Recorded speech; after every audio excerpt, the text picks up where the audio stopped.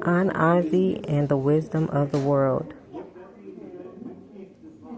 Niam, the sky god, had given Anasi, the spider, a very special task. The god had called out to the scuttling creature and asked him to collect all the wisdom in the world, bring it up into the sky, and give it to him. If Anasi agreed to do this, Name promised that he would give him something very special in return. But Anasi was not so naive as to carry out the task before he found out what the reward would be. "And if I do it, what will you give me?" he asked Name. Name thought about this for a moment, and then he spoke. "If you do it, I will give you a glittering crown to wear on your head." Anasi did not seem convinced, and on the crown, Name continued, "I will write the words, 'the cleverest creature in all the world,' so that everyone who you pass in the street will know who you are." At this, Anasi 6 eyes lit up, and he agreed to do as the sky god had asked. Name chuckled to himself, knowing that he had found the spider's weakness.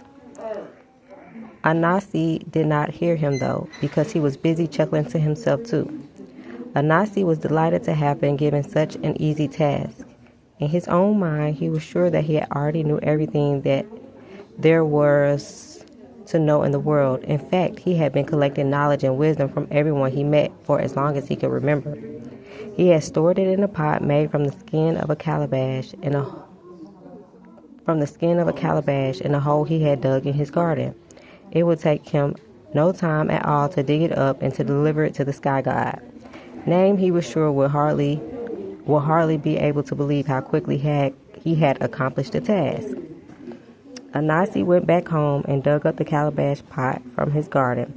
His wife also was not convinced of his plan.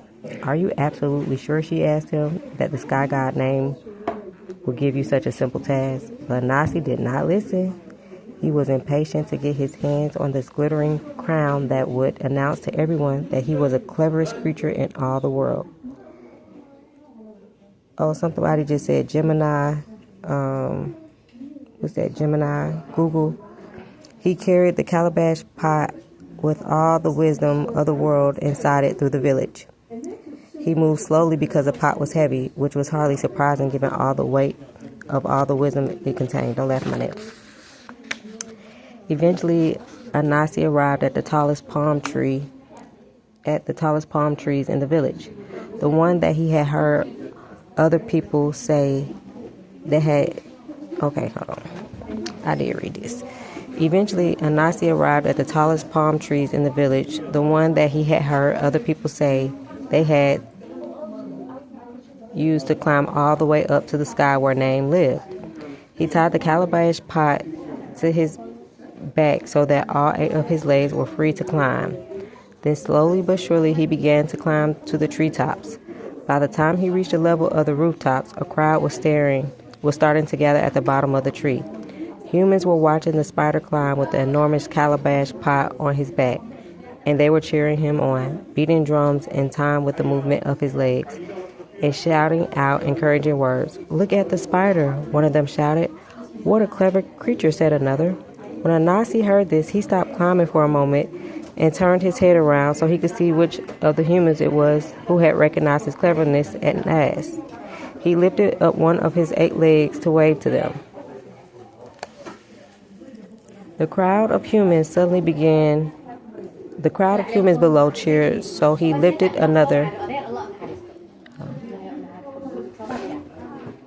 The crowd of humans below cheered, so he lifted another, then another. Suddenly he began to feel a strange sensation, almost like he was falling at speed from a great height, and realized he had to let go of the trunk of the palm tree completely. Anasi landed with a thud in the dust, and when he opened his 6 eyes, he saw each of the humans who had been cheering only moments ago gazing at him from above with a mixture of worry and disappointment on their faces. The calabash pot had shattered into small pieces all around him, and all of the wisdom and knowledge that he had collected together had escaped from the pot. It made its way first around the village in the homes of all the humans, then across all of the rest of the world. From the sky, Anasi heard a rumbling that sounded a little like thunder. Nain was laughing. So you didn't have all the knowledge in the world, Anasi. After all, if you knew all that there is to know, you would have surely have known not to lift your legs from the trunk of a palm tree when you are trying to climb it. Nain laughed again. Anasi learned that day that he would never know everything there was to know. But although his pride was dented, he soon returned to trying to be the cleverest. He soon returned to trying to be the cleverest creature in the whole world. And that's it.